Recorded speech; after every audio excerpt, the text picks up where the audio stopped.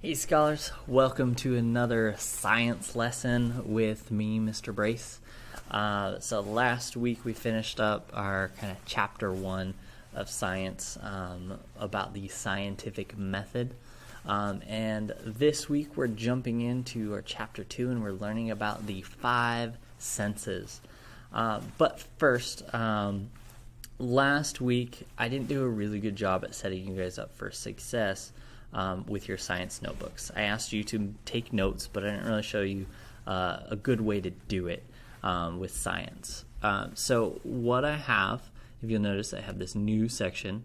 For the first couple videos, I'm going to kind of hopefully kind of walk you through the process of taking proper notes.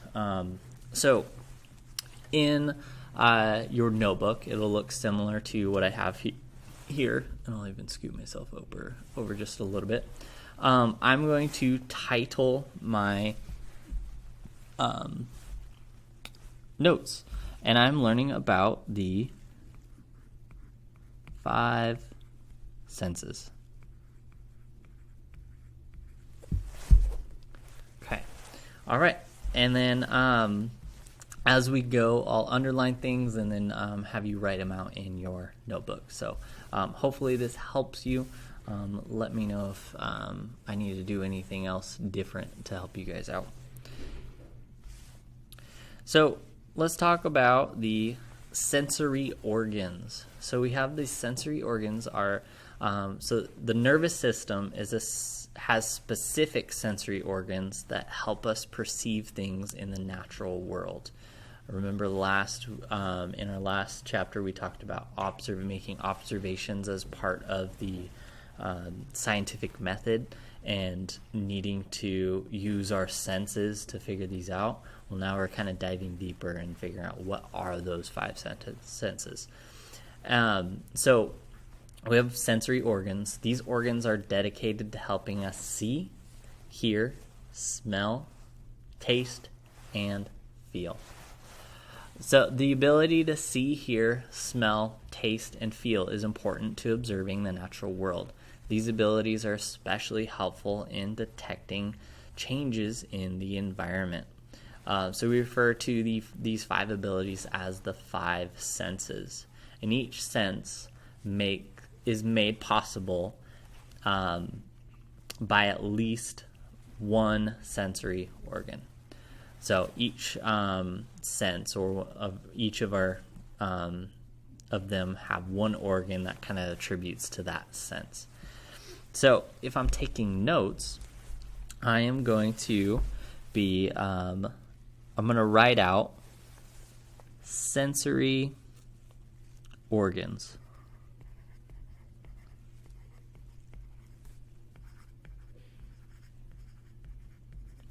I have sensory organs, and what I'll do for you on this side is we'll underline what you need to write out. So the nervous system has specific sensory organs. Let me choose a brighter color for you. I'm kind of go a little bit bigger with that line. So the nervous system has specific sensory organs that help us perceive the natural world. These organs are dedicated to helping us see, hear, smell, taste, and feel. So if I'm writing in my notes, I'm going to put that over here. And oftentimes when I'm taking notes, I like to kind of shorten everything just a little bit. So we have the nervous system has specific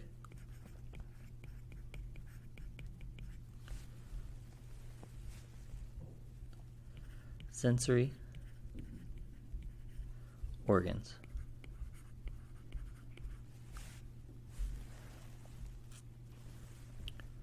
And then I'm going to put they help us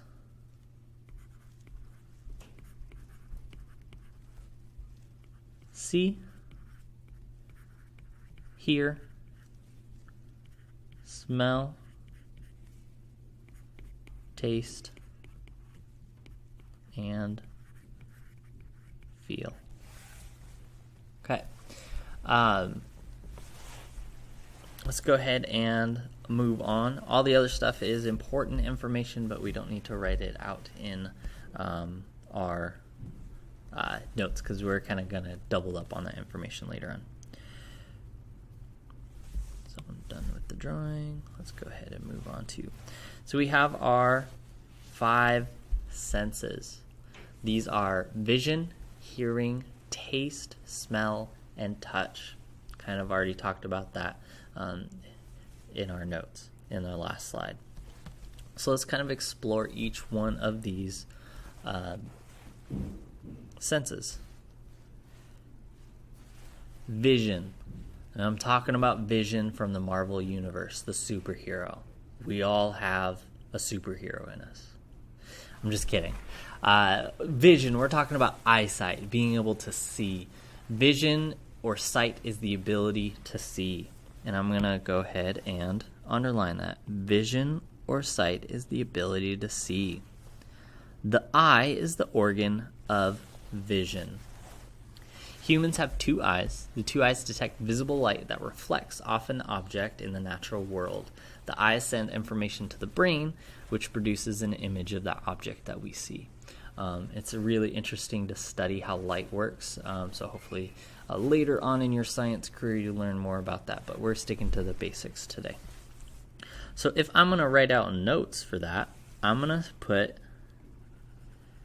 I'm going to put a bullet point above sensory organs because I'm starting a new topic. So, vision. That is the ability to see. And then eyes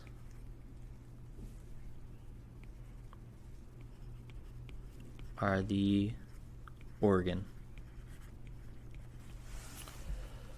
Eyes are the organ of vision. Ooh, sweet. I can go on to the next one. Okay, our next one is hearing. Hearing is the ability to detect sound or vibration. The ear is the organ of hearing. Sound waves cause structures in our ear to vibrate. The ear sends information about those vibrations to our brain, which allows us to hear these sounds. So I'm going to write that in my notes. I'm going to create a new bullet and put hearing. And put ability to detect sound. Ability to detect sound. And I'm going to put the ear equals the organ. I'm running out of room, so I'm going to create in kind of a shorthand with these notes. So I know that the ear equals the organ for hearing. Okay, let's go ahead and move on to the next one. I'm a big fan of Albert Einstein. He's a kind of top echelons of scientists, so that's why I picked this picture. So we have taste. Taste, and the scientific name for that is the gestation, is the ability to detect flavor of a substance. Taste is the ability to detect the flavor of a substance. The tongue is the organ of taste.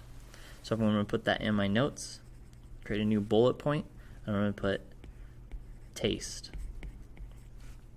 And ability to detect flavor. And I'm going to put that the tongue equals the organ. Starting to run out of room. I only did so much to make it look like your notebook, so I'm going to scroll down, but kind of keep along with that kind kind of organization. So the tongue can pick up 5 basic tastes.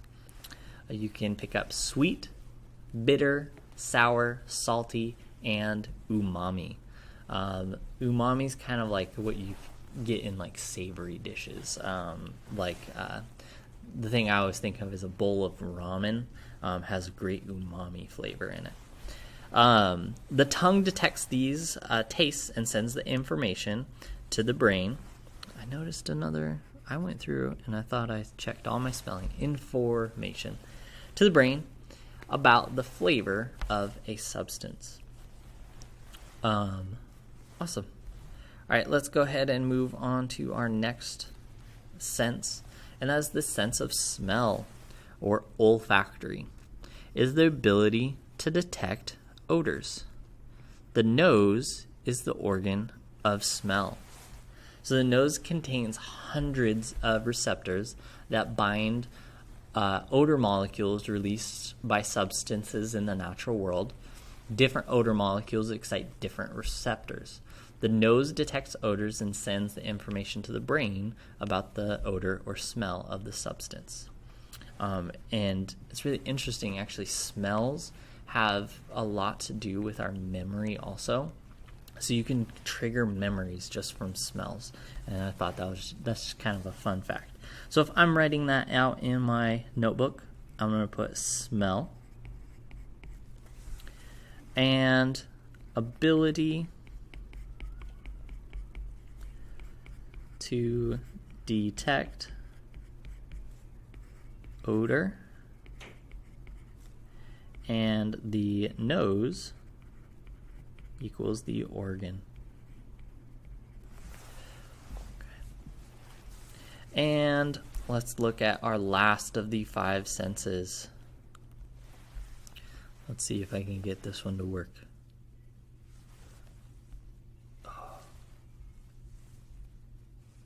I'll play it. All right. So the touch, or somatosensory, is the ability to feel pressure, vibrations, temperature, and texture. To feel pressure, vibrations, temperature, and texture. Sense receptors in the skin enable a person to sense different feelings. When a person touches an object, the touch receptor sends information about the way the object feels to the brain. So I'm going to add a new note, and then we'll put touch. And then this one's going to be a little bit longer. Ability. I just realized I had made a spelling mistake in my smell one. Ability. Man, I made a lot of spelling mistakes now that I go back and double check my work. Okay. So it's always important to go back and double check your work. You find mistakes that you made and you can fix them. Opportunity to learn. So touch is the ability to detect, or I should say, I'm going to use the language from our slide, ability to feel pressure, vibrations, temperature,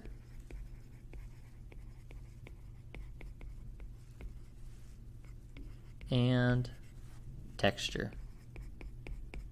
Is it bumpy? Is it smooth? Is it soft? And our we have sense receptors in the skin as the organ.